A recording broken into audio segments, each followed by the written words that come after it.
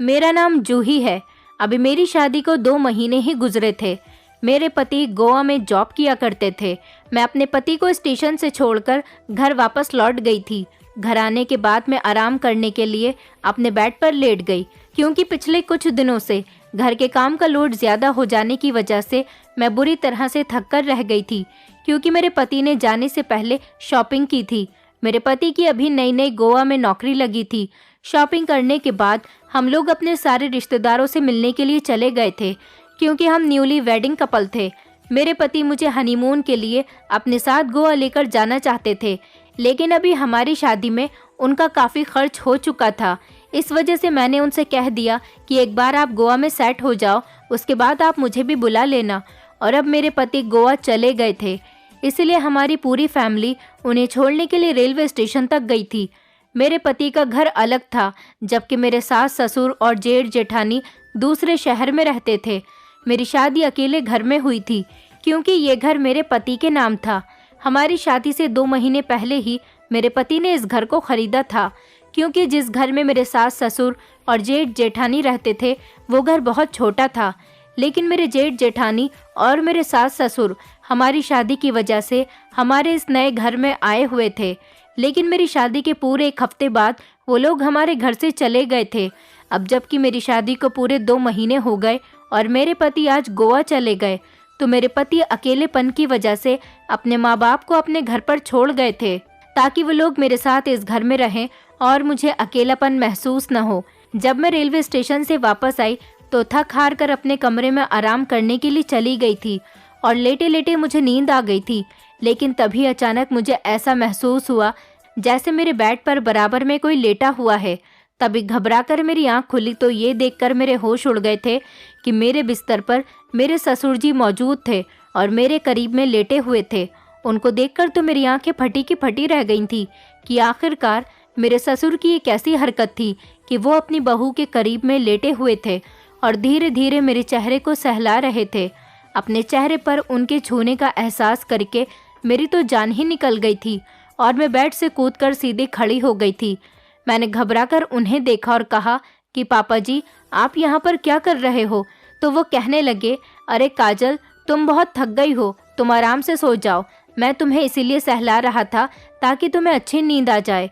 उनका बिहेवियर तो बिल्कुल नॉर्मल था, जैसे कोई उनके लिए ये कोई अजीब बात ही नहीं थी। लेकिन ये बात मेरे लिए बहुत बड़ी थी। मैंने परेशान होते हुए अपने ससुर से कहा, पापा जी, मैं मम्मी जी नहीं हूँ। काजल मेरी सास का नाम था, इसीलिए मेरे ससुर मुझे काजल कह रहे थे। मैंने कहा, आप मुझे ध्यान से देखिए, मैं जूही हूँ, आपके बेटे विनय की पत्नी। वो कहने लगे, क्या हो गया है तुम्हें? क्या मैं तुम्हें पहचानता नहीं हूँ? मैं जल्दी से दरवाजे की तरफ गई और ज़ोर ज़ोर से अपनी सास को आवाज़ देना शुरू कर दी।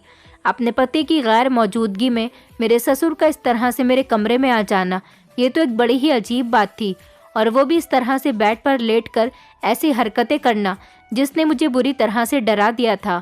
मेरे शोर मचाने पर थोड़ी ही देर बाद मेरी सास आंखें मलती हुई मेरे कमरे में आ गई थी और अपने पति को मेरे सामने देखकर उन्होंने झटके से अपने सर पर हाथ मारा और कहने लगी, अरे आप यहाँ पर क्या कर रहे हो? ऐसा लगता है आप फिर से सब कुछ भूल गए हो। अपनी सास की बात सुनकर मैं बड़ी हैरान हो गई थी और मैं ससुर की तरफ देखने लगी। वो कभी मुझे देख रहे थे तो कभी अपनी पत्नी को, और फिर मम्मी जी ने बहुत शर्मिंदगी के साथ मुझे बड़ी अजीब सी बात बताई। मेरी सास कहने लगी, बहू, तुम्हारे ससुर जी को भूलने की बीमारी है। ये बात तो सारा परिवार ही जानता है, शायद तुम्हें इस बारे में नहीं पता। मम्मी जी की बात ने मुझे बड़ा हैरान कर दिया था, क्योंकि सच में मुझे ये बात पता ही नहीं थी कि मेरे ससुर जी को भूलने की भी बीमारी है, और ना ही कभी मेरे पति विनय ने मुझे इस बारे में कुछ बताया था। ये बात सुनकर मुझे कुछ तसल्ली हो गई थी कि चलो मेरे ससुर को भूलने की बीमारी है, इसलिए वो गलती से मेरे कमरे में आ गए थे और मुझे अपनी पत्नी समझ रहे थे। लेकिन मुझे बड़ी शर्म आ रही थी। मेरे पति की गैर मौजूदगी में इस तरह से मेरे ससुर का मेरे कमरे में चले आना बहुत ज़्यादा गलत बात थी। फिलहाल मेरे ससुर से गलती हो गई थी, वो अपनी भूलने की बीमारी की वजह से मेरे कमरे में आ गए थे। लेकिन इसमें मेरी भी गलती थी, क्योंकि मैंने ही दरवाज़ा लॉक नहीं किया था। ऐसा इसलिए था क्योंकि इस घर में हम दोनों पति पत्नी अकेले ही रहते थे, इसीलिए हमें कभी दरवाज़ा लॉक करने की ज़रूरत ही नहीं होती थी। घर का मेन गेट ही लॉक रहता था। हम रूम को बंद नहीं करते थे। मम्मी जी हाथ पकड़कर पापा जी को अपने साथ ले गई थीं।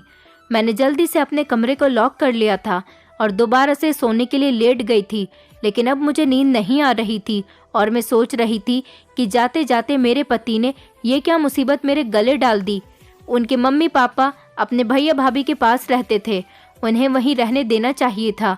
मेरी शादी को लगभग 2 महीने पूरे हो गए थे और मेरे पति अब गोवा चले गए थे, तो लगभग 2-3 महीने में एक ही चक्कर लगाने वाले थे। अब मुझे इस घर में अपने सास ससुर के साथ ही रहना था। मैं यहाँ पर अपने पति के बिना अकेली रह गई थी। अभी तो मेरी नई नई शादी हुई थी, लेकिन क्या कर सकते थे, कुछ पाने के लिए कुछ खोना पड़ता है। आखिरकार वो मेरी ख्वाहिशें पूरी करने के लिए ही तो काम करने गोवा गए थे। मेरे जेठ जेठानी दूसरे शहर में रहा करते थे, लेकिन इस बार जब सब लोग मेरे पति से मिलने के लिए हमारे घर पर आए थे, तो न जाने मेरे पति के साथ मेरे जेठ की ऐसी क्या बात हुई कि मेरे पति ने जाते जाते मुझसे कहा कि अब से मेरे माता पिता हमारे घर में रहेंगे। ये घर मेरे पति का था और मेरी नई नई शादी हुई थी, इसलिए मेरे पास इनकार करने की कोई वजह ही नहीं थी। इतने सालों से तो मेरे सास ससुर अपने घर में अपने बहू बेटे के साथ रह रहे थे और अब न जाने ऐसा क्या हुआ कि अपने छोटे बेटे के घर में रहने के लिए तैयार हो गए। और फिर मैंने सोचा कि मुझे भी तो किसी के सहारे की ज़रूरत है।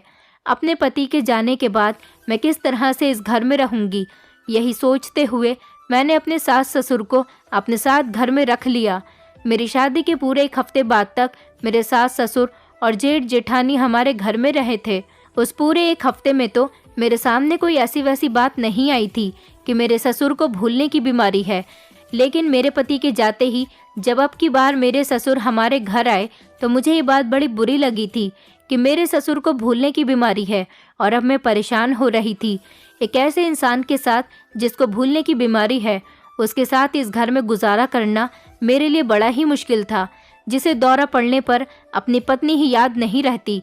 सारी रात इसी तरह से सोचते सोचते गुजर गई और सुबह के टाइम पर जब मैं किचन में नाश्ता बनाने के लिए गई तो मेरे ससुर जी किचन में आ गए थे और हाथ जोड़कर मेरे सामने खड़े हो गए। मैंने बड़ी परेशानी से अपने ससुर को रोका और कहा कि क्या बात है पापा जी, आप ऐसे हाथ क्यों जोड़ रहे हो। वो धीमे से शब्दों में कहने लगे, बहू मुझे माफ़ कर दो।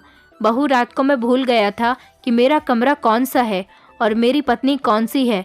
जब मुझे होश आया और मेरा दौरा पड़ना ख़त्म हुआ, तब मुझे तुम्हारी मम्मी जी ने मुझे मेरी हरकत के बारे में बताया। मैं बहुत शर्मिंदा हो रहा हूँ, मुझसे बहुत बड़ी गलती हो गई, प्लीज़ मुझे माफ़ कर दो। मेरे ससुर जी के चेहरे पर बहुत शर्मिंदगी थी। मैंने उनसे कहा कि कोई बात नहीं पापा जी, अगर मुझे ये बात पहले से पता होती कि आपको भूलने की बीमारी है तो बात यहाँ तक नहीं पहुँचती। पापा जी हाथ जोड़कर कहने लगे कि बहू, अगर आगे से भी मुझसे कभी कोई गलती हो जाए तो प्लीज़ मुझे माफ़ कर देना। मैं सच में अपनी गलती पर बहुत शर्मिंदा हूँ। मैंने कहा, अरे पापा जी, आप मेरे बड़े हो और आप माफ़ी क्यों मांग रहे हो। जो हुआ सो हुआ, उसे भूल जाइए। मैंने कहा, आप बाहर जाइए, मैं आपके लिए चाय लेकर आती हूँ। बुरा तो मुझे भी बहुत लगा था, लेकिन पापा जी को शर्मिंदा देखकर मुझे एहसास हो गया था कि वो बेचारे अपनी बीमारी की वजह से मजबूर हैं। मैं क्यों उनके बारे में गलत सोचूं। मैंने नाश्ता बनाया और उसके बाद हम सब लोग एक साथ नाश्ता करने के लिए नाश्ते के टेबल पर बैठ गए थे और वो दिन मेरा बहुत ही अच्छा गुजरा था।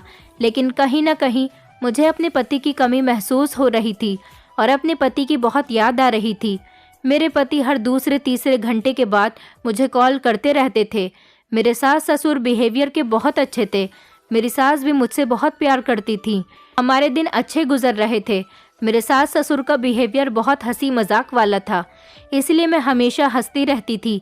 मेरे पति का फ़ोन आया तो मैंने उन्हें बताया कि मैं अपने सास ससुर के साथ बहुत खुश हूँ। इनके आ जाने के बाद मुझे अपने माता पिता की कमी महसूस नहीं होती और मुझे यहाँ पर किसी तरह की कोई परेशानी ही नहीं। मेरे पति भी बेफिक्र हो गए थे और कहने लगे, इसलिए मैंने उन दोनों को तुम्हारे पास छोड़ा है ताकि तुम अकेलेपन का शिकार न हो। मेरी सास सारा दिन अपने कमरे में बिजी रहती थी। उन्हें मेरी किसी बात से कोई मतलब ही नहीं था, लेकिन घर के सारे काम मैं ही किया करती थी, इसलिए मैं घर के कामों में बिजी रहती थी और इसी तरह से मेरा दिन गुजर जाता था। गर्मियों के दिन थे, शाम के 5 बज रहे थे, मौसम बहुत अच्छा हो रहा था, इसलिए मैं छत पर हवा खाने के लिए चली गई और शाम के इस टाइम पर गर्मी के इस मौसम में ठंडी ठंडी हवा बहुत अच्छी लग रही थी। मैं छत पर झूले में बैठी हुई थी और मोबाइल इस्तेमाल कर रही थी कि तभी अचानक पापा जी छत पर आ गए और झूले में मेरे बराबर में आकर बैठ गए। मैंने परेशानी से उनकी तरफ देखा तो वो मुस्कुराकर मेरी तरफ देख रहे थे और फिर एकदम ही कहने लगे, ये तुम्हारे हाथ कितने खूबसूरत हैं, तुम बहुत ज़्यादा प्यारी हो, तुम अभी भी पहले जितनी ही सुंदर लगती हो, आज भी तुम्हारी खूबसूरती में कोई कमी नहीं आई। अपने ससुर के मुंह से ऐसी बातें सुनकर मुझे शर्म आने लगी थी और मैं उनके बराबर से उठने लगी तो उन्होंने मेरा हाथ पकड़कर अपनी तरफ खींच लिया और मुझे अपनी बाहों में भर लिया। उनकी ये हरकत देखकर मुझे बहुत गुस्सा आया था। मैंने कहा, पापा जी क्या बदतमीजी है, आप ये क्या कर रहे हो? तो वो मुस्कुराते हुए कहने लगे, क्या हो गया काजल, तुम तो मेरी पत्नी हो, तुम्हारे साथ रोमांस नहीं करूँगा तो किसके साथ करूँगा? आज भी तुम्हारी खूबसूरती देखकर मैं पिघल जाता हूँ। उनकी बातें सुनकर मुझे अब समझ आ गया था कि वो फिर से अपनी याददाश्त भूल चुके हैं। उन्हें याद नहीं कि वो किसके साथ हैं। वो फिर से भूल गए थे कि मैं उनकी पत्नी काजल नहीं बल्कि मैं उनके बेटे की पत्नी हूँ। मैंने जल्दी से खुद को छुड़वाया और पापा जी से कहा कि होश में आइए, मैं मम्मी जी नहीं हूँ बल्कि जूही हूँ। मगर वो तो अपनी ही धुन में मगन थे। इतनी उम्र में आकर भी न जाने उन्हें अपनी पत्नी से कितना रोमांस सूझने लगा था। वो अभी भी अपनी पत्नी की तारीफों में ज़मीन आसमान एक कर रहे थे। मुझे समझ नहीं आ रहा था कि मैं क्या करूं। वो तो अच्छा हुआ कि उसी टाइम मम्मी जी भी ठंडी हवा खाने छत पर चली आई थी। हम दोनों को एक साथ देखकर मम्मी जी कहने लगी, क्या बात है बहू, कोई परेशानी है क्या तुम्हें? तो मैंने उन्हें बताया कि पापा जी को फिर से भूलने का दौरा पड़ गया। ये सुनकर मम्मी जी परेशानी से पापा जी का हाथ पकड़कर उन्हें छत से नीचे ले गई थी। मुझे समझ नहीं आ रहा था कि ये क्या मैटर है और किस तरह से हल होगा। पापा जी को तो दिन में कई बार ऐसे दौरे पड़ते थे। आखिर मैं कहाँ तक खुद को उनसे बचा सकती थी। वो तो मुझे हर बार मम्मी जी समझकर मेरे करीब आ जाया करते थे। मैंने सोचा कि मैं इस बारे में अपने पति से बात करूंगी। मैं विनय से कहूंगी कि अपनी मम्मी पापा को वापस अपने भैया भाभी के घर भेज दो, क्योंकि इस तरह से तो मैं बहुत ही ज़्यादा परेशान हो रही हूँ। और फिर अगले दिन जब विनय का फ़ोन आया तो मैंने उनसे इस बारे में बात करना चाहा, लेकिन इससे पहले कि मैं उनसे इस बारे में बात करती, मम्मी जी मेरे पास आ गई और कहने लगी कि बहू, अपने पापा जी की इस हरकत के बारे में तुम विनय को मत बताना। मेरी सास को पता था कि रोज़ शाम के 4 बजे मेरे पति का फ़ोन आता था, इसलिए वो 4 बजे मेरे कमरे में आ गई थी। उनके पीछे पीछे मेरे ससुर जी भी आ गए थे। उन्होंने मेरे हाथ से मेरा मोबाइल ले लिया और कहने लगे कि मुझे विनय से कुछ ज़रूरी बात करनी है। वो मेरे पति से फ़ोन पर बात करते हुए कमरे से बाहर निकल गए और मेरी सास ने भी इधर मुझे बातों में लगा लिया था। और जब काफ़ी देर के बाद पापा जी वापस लौटे तो विनय की कॉल कट चुकी थी। मुझे विनय से बात करने का मौका ही नहीं मिला था। मैंने पापा जी से कहा कि अभी तो मैंने बात भी नहीं की थी, आपने फ़ोन क्यों काट दिया? तो वो कहने लगे, बहू, विनय को एक इम्पॉर्टेंट मीटिंग में जाना था, इसलिए उसने कहा कि वो रात के टाइम पर कॉल करेगा, वो खुद ही रात को फ़ोन कर लेगा, तब तुम विनय से बात कर लेना। लेकिन फिर सारी रात मैंने विनय की कॉल का इंतज़ार किया। विनय की कोई कॉल ही नहीं आई थी। दोपहर के टाइम पर मैं हॉल में बैठी हुई टीवी देख रही थी और मेरे करीब में बैठी हुई मेरी सास भी टीवी देख रही थी।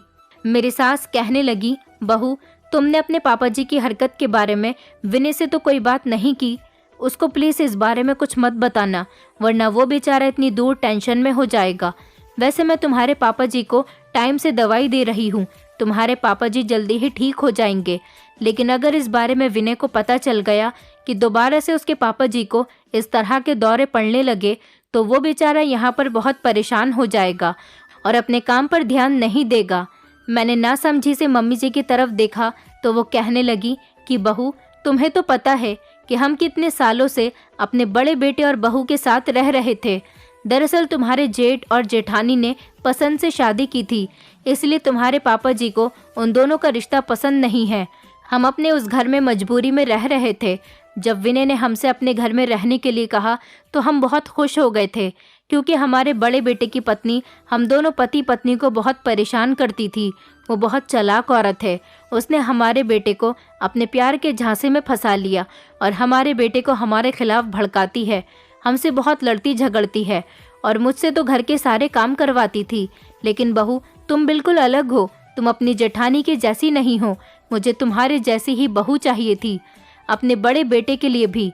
बस घर की ही टेंशनों की वजह से तुम्हारे पापा जी एक दिन सीढ़ियों से गिर गए थे और उनके सर पर बहुत गहरी चोट आई थी। तभी से उन्हें भूलने की बीमारी लग गई। इस बीमारी के बाद हमारा बड़ा बेटा और बहू दोनों ही हमें उस घर से निकालना चाहते थे। और जब मैंने ये बात विनय को बताई तो विनय ने हमें अपने घर में रखने का फैसला कर लिया। और उस हादसे के बाद से तुम्हारे पापा जी की दवाइयों का खर्चा भी विनय ही उठा रहा है। और अब यहाँ आकर हमें बहुत सुकून मिला है। यहाँ रहकर हमारी बड़ी सुकून भरी जिंदगी गुजर रही है। मुझे डर था कि कहीं मेरा बेटा विनय भी अपनी मर्जी से शादी करके मेरी बड़ी बहू जैसी ही पत्नी लेकर न आ जाए। लेकिन तुम्हारे साथ रहने के बाद तो हमें बहुत खुशी मिली। मेरा बेटा भी बहुत अच्छा है और साथ साथ बहू भी अच्छी दी है भगवान ने मुझे। इसलिए मैं तुमसे कह रही हूँ कि इस बारे में विनय को कुछ मत बताना, वो बेचारा परेशान न हो। वैसे भी धीरे धीरे अब तुम्हारे पापा जी की हालत पहले से बेहतर होती चली जा रही है। लेकिन फिर भी मेरा बेटा विनय अपने माता पिता के लिए बहुत परेशान रहता है। हमारी परेशानी दूर करने के लिए वो हमें अपने घर में लेकर आ गया। अगर तुम इस बारे में विनय को बता दोगी कि तुम्हारे पापा जी को इस तरह के दौरे पड़ते हैं तो वो बहुत परेशान हो जाएगा। और कहीं ऐसा न हो कि वो भी हमारे बड़े बेटे की तरह हमसे परेशान होकर हमें बेसहारा कर दे, क्योंकि हमारे छोटे बेटे के अलावा हमारा कोई और सहारा नहीं। बड़ा बेटा तो घर से निकाल ही चुका है। अब हम छोटे बेटे के घर से भी अगर निकल जाएंगे तो फिर कहाँ जाएंगे? हम पर रहम खाओ बहू। हम बूढ़े पति पत्नी इस बुढ़ापे में कहाँ जाएंगे अपना सर छुपाने के लिए?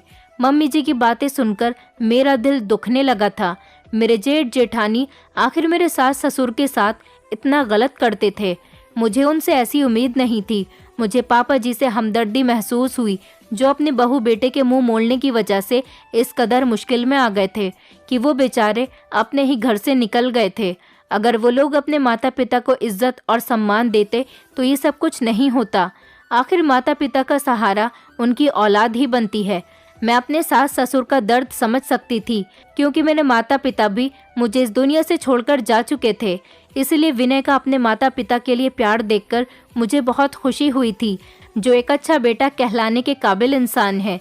धीरे धीरे दिन इसी तरह से गुजर रहे थे, लेकिन हर दिन मुझे अपने ससुर की किसी न किसी हरकत की वजह से परेशान होना पड़ जाता था। कभी कभी पापा जी मेरा हाथ पकड़ लेते तो कभी कभी मेरे करीब में लेट जाया करते थे। कभी कभी वो मुझे अपनी बाहों में भी भर लेते थे और कभी मेरी इतनी ज़्यादा तारीफ करते कि मुझे उनके शब्द बुरे लगने लगते थे और मुझे इतनी घूर घूर कर देखते कि मुझे उनकी नज़रों से नफरत होने लगी थी। वो कभी भी किसी भी टाइम पर मेरे कमरे में आ जाते थे और मुझे अपनी पत्नी समझकर अजीब अजीब तरह की हरकतें करने की कोशिश करते थे और मैं हर बार शर्मिंदा होकर रह जाती थी।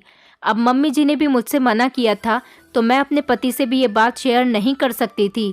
कई बार तो मैंने मम्मी जी से कहा कि आखिर आप पापा जी को कौन सी दवाई दे रही हो जिसका असर ही दिखाई नहीं दे रहा, बल्कि हर गुजरते हुए दिन के साथ साथ पापा जी के भूलने की बीमारी बढ़ती चली जा रही है। और जो बात मुझे बहुत परेशान कर रही थी वो सबसे ज़्यादा ये बात थी कि मेरे ससुर सिर्फ अपनी पत्नी के मामले में ही याददाश्त खो बैठते थे। बाकी और सारी बातें तो उन्हें बड़े अच्छे तरीके से याद रहती थी। कई बार मैंने उन्हें आजमाकर देख लिया था। कई बार तो मैंने जानबूझकर उनकी पर्सनल चीज़ें छुपा दी थी कि शायद उन्हें अपनी ऐसी चीज़ याद नहीं होगी, लेकिन वो बिल्कुल मामूली सी चीज़ होती थी। इसके बावजूद भी उन्हें अपनी छोटी से छोटी चीज़ याद आ जाया करती थी। अगर उन्हें भूलने की बीमारी होती तो वो सिर्फ मम्मी जी को ही नहीं बल्कि हर चीज़ को भूल जाते और मुझे मम्मी जी समझने की गलती कभी नहीं करते। कभी कभी तो मुझे ऐसा लगता था कि जैसे उनको भूलने का दौरा नहीं पड़ता बल्कि वो जानबूझकर ऐसा कर रहे हैं। लेकिन अगर ऐसा ही था तो कभी भी एक पत्नी हरगिज़ ये बर्दाश्त नहीं कर सकती थी कि उसका पति किसी दूसरी औरत के पास जाए। अगर मेरे ससुर ये हरकत जानबूझकर करते थे तो ज़रूर मेरी सास भी उनकी साइड नहीं लेती।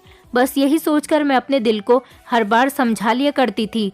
मेरे पति को गए हुए 3 महीने होने वाले थे और ये 3 महीने बड़ी मुश्किल से मैंने अपने सास ससुर के साथ रहकर गुजारे थे। कमरे का दरवाज़ा भी मैं याद से लॉक करके सोती थी और सारा दिन मेरी यही कोशिश होती थी कि मैं अपने ससुर का सामना न करूं। एक दिन दोपहर के टाइम पर मैं दरवाजे को लॉक करने लगी तो मैंने देखा कि दरवाजे का लॉक टूटा हुआ है। मैं परेशान हो गई थी क्योंकि आज सुबह तक तो दरवाजे का लॉक बिल्कुल ठीक था। मैं दोपहर में भी जब कभी सोती थी तो कमरे को लॉक करके ही सोती थी। इसका मतलब कमरे का लॉक आज ही खराब हुआ था, लेकिन फिर भी मैंने किसी तरह से दरवाजे को अच्छी तरह से बंद कर लिया था, मगर न जाने दरवाज़ा भी किस तरह से ख़राब हो गया। मैं बहुत परेशान हो गई थी और इसी तरह से खुले हुए कमरे में अपने बिस्तर पर सोने के लिए लेट गई थी, लेकिन दरवाजे की टेंशन की वजह से मुझे नींद नहीं आई, इसलिए मैं अपने कामों में लग गई थी। उसके बाद जब रात हुई तो मैं सोने के लिए अपने कमरे में चली गई। रात के 3 बज गए थे और टेंशन की वजह से मुझे नींद नहीं आ रही थी, लेकिन जब मुझे नींद आई तो मैं गहरी नींद में सो गई थी। सुबह जब मेरी 6 बजे आँख खुली तो ये देखकर मेरे होश उड़ गए थे, क्योंकि मेरे बेड पर मेरे पति की जगह पापा जी मौजूद थे। ये बात तो मेरे बर्दाश्त से बाहर हो गई थी। मैं अचानक उठकर खड़ी हो गई और मैंने पापा जी को जगाया तो वो नींद से उठे और काजल काजल कहते हुए मुझे अपने करीब खींच लिया और मुझे अपने गले से लगाने की कोशिश करने लगे। वो मेरे पिता समान थे। आखिरकार उनकी ऐसी हरकतें अब मेरे लिए बर्दाश्त से बाहर होती चली जा रही थी। मैंने उनसे खुद को छुड़ाने की बहुत कोशिश की, लेकिन तभी लगभग सुबह के 6:15 बजे का टाइम होगा, मेरे पति विनय कमरे के अंदर दाखिल हो गए। मेरे पति पूरे 3 महीने बाद अपने घर को, वो भी सुबह के इस टाइम पर, उनको इस तरह से अचानक देखकर मेरे होश उड़ गए थे और मैं भी बड़े बुरे हाल में थी, क्योंकि मैं नाइट ड्रेस पहने हुई थी और मेरे ससुर मेरे साथ कमरे में मेरे बेड पर मौजूद थे। उस टाइम पापा जी मुझे गले लगाने की कोशिश कर रहे थे। पापा जी की हालत बिल्कुल ऐसी हो रही थी जैसे वो बहुत नशे में थे और वो बहुत गहरी नींद से उठे हों। विनय जैसे ही कमरे के अंदर आए, उन्होंने मेरे करीब आते ही मेरे मुंह पर एक ज़ोरदार तमाचा लगा दिया और कहने लगे, मुझे यकीन नहीं आ रहा कि मेरी पत्नी इतनी कैरेक्टरलेस है। मेरी गैर मौजूदगी में तुम मेरे पापा के साथ कमरे में इस हालत में मौजूद हो। मुझे अपनी आंखों पर विश्वास नहीं हो रहा। तुम आखिर इतनी गिरी हुई औरत निकलोगी, मुझे इस बात का बिल्कुल भी यकीन नहीं था। विनय के मुंह से ये शब्द सुनकर मेरी आंखों से आंसू निकलने लगे थे। मैं बुरी तरह से रो रही थी। मैंने उन्हें बहुत समझाना चाहा कि इसमें मेरी कोई गलती नहीं। मैं रात को अकेली ही सोई थी। पापा जी को भूलने की बीमारी है। वो खुद ही मेरे कमरे में आए थे। मैंने पलटकर पापा जी की तरफ देखा कि वो सच बता देंगे। मुझे यकीन था कि मम्मी जी और पापा जी दोनों मेरा साथ देंगे, मगर मुझ पर तो आसमान ही टूट पड़ा था। मुझे नहीं पता था कि ये दोनों गिरगिट की तरह रंग बदल देंगे। जब मेरी सास ने रोते हुए विनय को बताया कि बेटा, मैं तो तुमसे पहले ही कह रही थी कि तुम्हारी पत्नी कैरेक्टरलेस है, इसकी अदाएं बहुत बुरी हैं। मैं तुम्हें कितने दिनों से समझा रही हूँ कि तुम्हारी पत्नी तुम्हारे पापा जी पर डोरे डाल रही है, अपनी अदाओं से तुम्हारे पापा जी को बहकाने की कोशिश कर रही है। तेरे बिना इसका गुजारा नहीं हो रहा था, इसलिए जानबूझकर ऐसी हरकतें कर रही है। तेरे पापा जी तो कितने सीधे साधे इंसान हैं, लेकिन ये तेरे पापा जी को अपनी अदाओं के जाल में फंसा रही है। गलती तेरे पापा जी की नहीं, बल्कि तेरी पत्नी की है। ये औरत ही खराब है। ये कहकर मम्मी जी जोर जोर से रोने लगी और मैं उन्हें बड़ी हैरानी से और बड़े गौर से देख रही थी कि वो कितनी सफाई से झूठ बोल रही है। मेरे मुंह से एक शब्द भी नहीं निकल सका, बल्कि मेरी तो सांस ही एक तरफ अटक गई थी। पापा जी विनय के सामने रोने लगे और कहने लगे, बेटा मुझे माफ़ कर दो, तुम्हारी पत्नी ने मुझे बहका दिया था। इसका कहना था कि अगर मैंने इसका कहना नहीं माना, इसके साथ रात नहीं गुजारी, तो ये तुमसे हमारे बारे में झूठी झूठी बातें कहकर हमें इस घर से निकलवा देगी। तुम तो जानते ही हो कि मैं कितना सीधा और शरीफ आदमी हूँ, जिसने कभी किसी औरत की तरफ आंख उठाकर भी नहीं देखा। फिर मैं अपनी बेटी की उम्र की बहू के साथ ऐसा पाप कैसे कर सकता हूँ? अपने हालात से मजबूर होकर मैंने बहू की बात मान ली, क्योंकि इस बुढ़ापे में मैं तुम्हारी बीमार माँ और खुद को बेसहारा करके दर दर की ठोकरें नहीं खा सकता। मैं तुम्हारी पत्नी की बात मानने पर मजबूर हो गया था बेटा। अपने पापा जी की ऐसी बातें सुनकर विनय का चेहरा गुस्से से लाल हो गया था। वो पापा जी से कुछ कहे बिना ही मेरे करीब आए और मेरा हाथ पकड़कर कहने लगे, अच्छा तो तुम मेरे पीछे ये सब कुछ कर रही हो, मेरा भरोसा तोड़ रही हो और मेरे माता पिता को भी तंग कर रही हो। ये बताओ, ये घिनौना खेल तुम और किस किस के साथ रच रही हो, जो तुम्हारी हवस पूरी नहीं हो रही, और तुमने मेरे सीधे साधे पापा जी को ही अपनी हवस का निशाना बना लिया। मेरे पति कहने लगे कि पिछले 2 महीनों से मम्मी जी मुझे रोज़ फ़ोन करके तुम्हारी हरकतों के बारे में मुझे बता रही है। उन्होंने तुम्हारी कुछ फ़ोटो भी भेजी हैं, लेकिन फिर भी मैंने मम्मी जी की किसी भी बात पर यकीन नहीं किया, क्योंकि मुझे तुम पर बहुत भरोसा था। तुम्हारे प्यार की खातिर मैंने क्या कुछ नहीं किया, और तुमने क्या किया, ये सिला दिया मुझे मेरी मोहब्बत का। मगर आज अपनी आंखों से सब कुछ देखकर मेरी आंखें खुल गईं। मम्मी जी के बार बार कहने पर मैं यहाँ आ गया हूँ। अगर नहीं आता तो कभी मम्मी जी की बातों पर यकीन ही नहीं करता। अब सब कुछ मेरी आंखों के सामने है। चलो मेरे घर से निकल जाओ, अब मेरा तुमसे कोई वास्ता नहीं। मैं अपने पति के पैरों में गिर गई और उनसे कहने लगी कि एक बार मेरी बात तो सुन लो। तुम तो जानते हो कि तुम्हारे पापा जी को भूलने की बीमारी है, और वो इस बीमारी की वजह से मेरे कमरे में आ जाते हैं। ये मुझे मम्मी जी समझते हैं, और आज रात भी कुछ ऐसा ही हुआ। मैं नहीं जानती कि मम्मी जी ने तुमसे क्या कुछ कहा, लेकिन प्लीज़ मेरी बात का यकीन करो। मैं कैरेक्टरलेस नहीं हूँ। मैं तुम्हारे पापा जी को अपने पिता समान समझती हूँ। भला उनके साथ ऐसा कुछ क्यों करूँगी? विनय ने कहा, मुझे कुछ नहीं सुनना। अब कुछ भी सुनने के लिए कुछ बाकी नहीं बचा। मैंने कहा, भगवान के लिए ऐसा मत कहो, मेरा घर बर्बाद हो जाएगा। मैंने मम्मी जी और पापा जी से भी कहा कि आप दोनों की वजह से मेरा घर बर्बाद हो जाएगा। प्लीज़ विनय को सब कुछ सच सच बता दो। लेकिन उन दोनों ने एक शब्द भी अपने मुंह से नहीं कहा। मम्मी जी तो ओवर एक्टिंग कर रही थी। मम्मी जी का कहना था कि मैंने उनके पति को बहकाकर अपनी अदाओं के जाल में फंसा लिया है, और मैं एक कैरेक्टरलेस औरत हूँ जो अपने पति को धोखा दे रही हूँ, और मेरा न जाने मोहल्ले में भी कितने लोगों के साथ अफेयर है जिसके बारे में मेरे पति को अभी तक नहीं पता।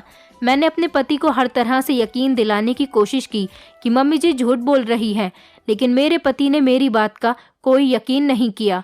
वो यही कह रहे थे कि तुम मुझे फिर से बेवकूफ़ बना रही हो। मैं उस टाइप का इंसान नहीं हूँ जो बार बार बेवकूफ़ बनता रहूँगा।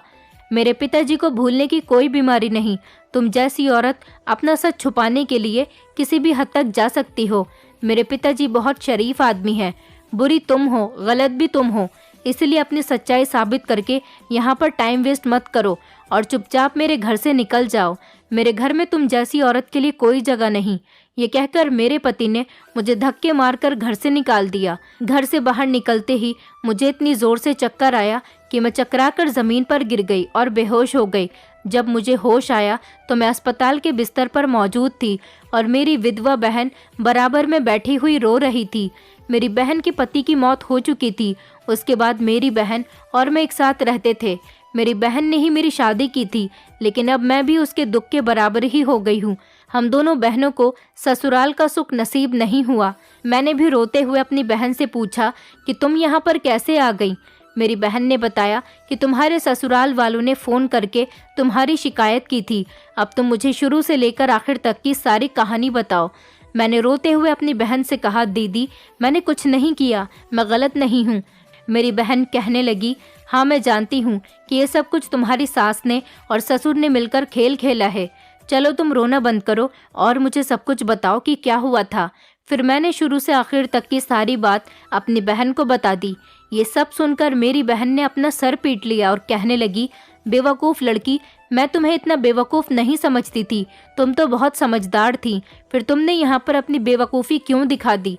कम से कम तुम्हें अपने पति को इस बारे में बताना चाहिए था। तुम इतने दिनों से ये सब कुछ बर्दाश्त क्यों कर रही थी? फिर सोचने वाली बात तो यह है कि ये सब करके तुम्हारे ससुर को क्या हासिल होगा? उन दोनों ने मिलकर ये खेल क्यों रचाया? और तुम्हारी सास कब से उनका साथ दे रही थी?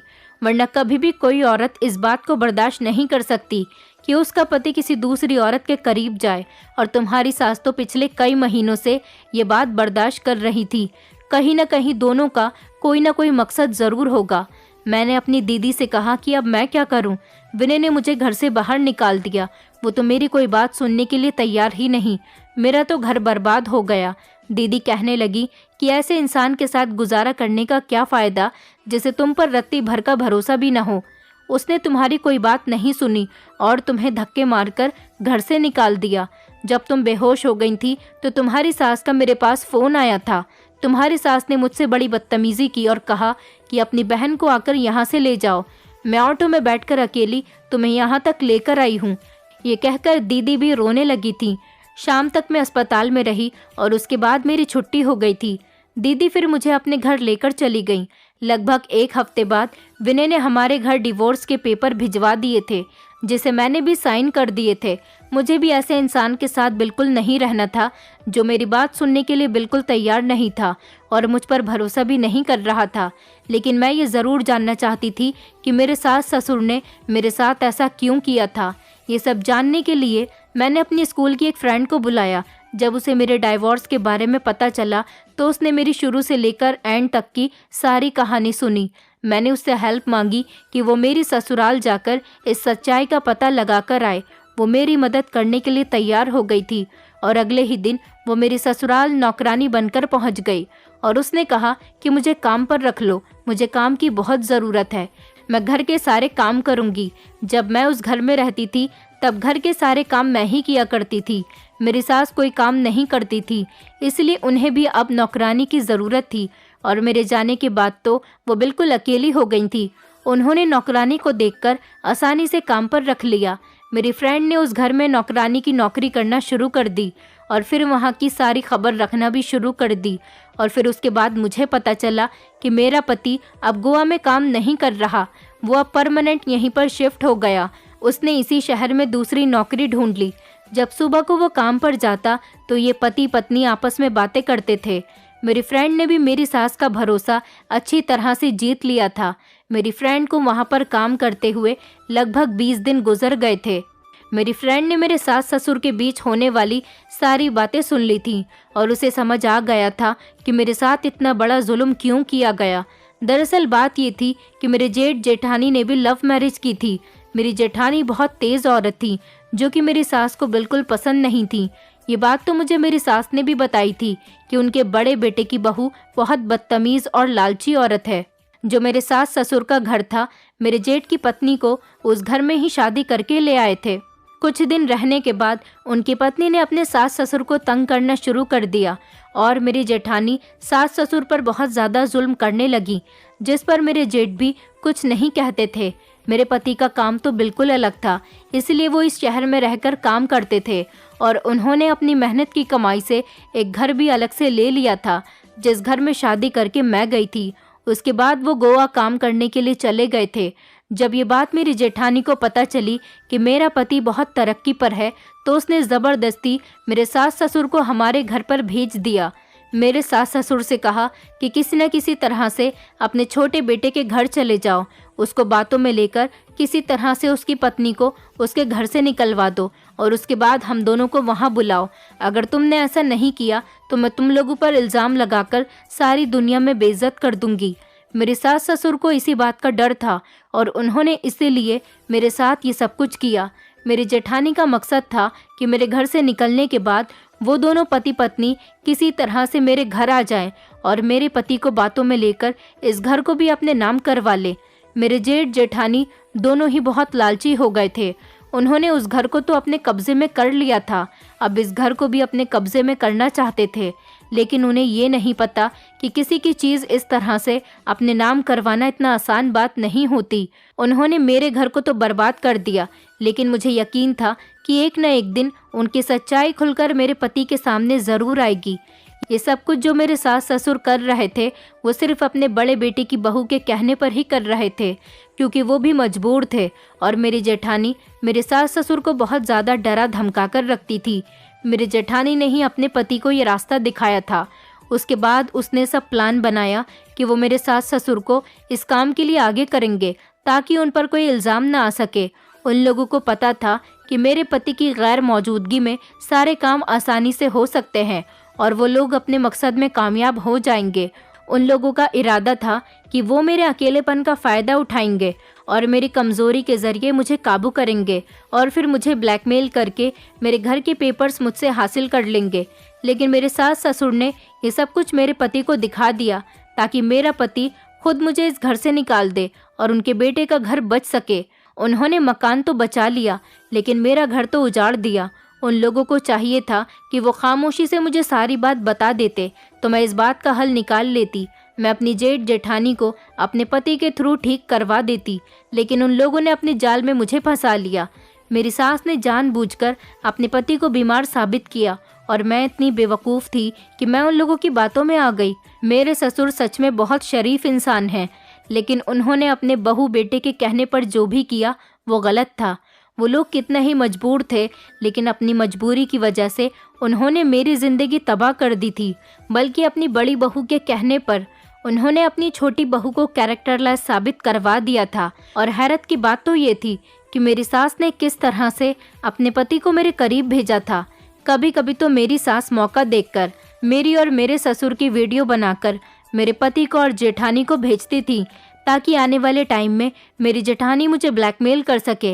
लेकिन मेरी सास ने अपने छोटे बेटे का मकान बचाने के लिए मेरी ये वीडियो मेरे पति विनय को भेज दी, ताकि विनय ये सब कुछ अपनी आंखों से देखने के लिए घर पर आ जाए और मुझे घर से निकाल दे। यहाँ पर मेरे सास ससुर ने समझदारी दिखाई थी, क्योंकि उन्हें अपने छोटे बेटे के मकान को बचाना था। मेरी जेठानी और जेठ ने मेरे सास ससुर से कहा था कि इस बारे में विनय को कुछ पता नहीं चलना चाहिए, क्योंकि वो ये सारे सबूत इकट्ठा करके मुझे ब्लैकमेल करना चाहते थे। लेकिन मौका देखकर मेरे सास ससुर ने मेरे पति को सब कुछ बता दिया और इस तरह से उन्होंने अपने बेटे के मकान को बचा लिया। लेकिन अब मेरा भरोसा भी अपने पति से उड़ गया था। मैं अब दोबारा अपने पति के पास नहीं जाना चाहती थी। सच्चाई कभी छुपी नहीं रहती। मुझे पता है कि एक ना एक दिन मेरा पति मेरे पास ज़रूर आएगा मुझसे माफ़ी मांगने के लिए। मेरी दोस्त ने सारी बातें सुनकर मुझे बता दी थी। मेरे सास ससुर रो रहे थे और कह रहे थे कि हमने बहू के साथ बहुत गलत किया।